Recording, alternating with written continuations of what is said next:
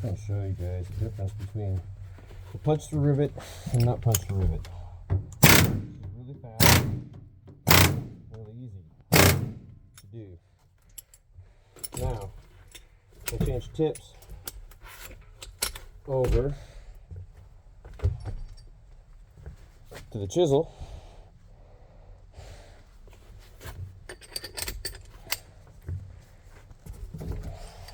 I want to show you how fast these come off with the chisel bit. It doesn't matter which way you do it. It comes off really fast. But watch this.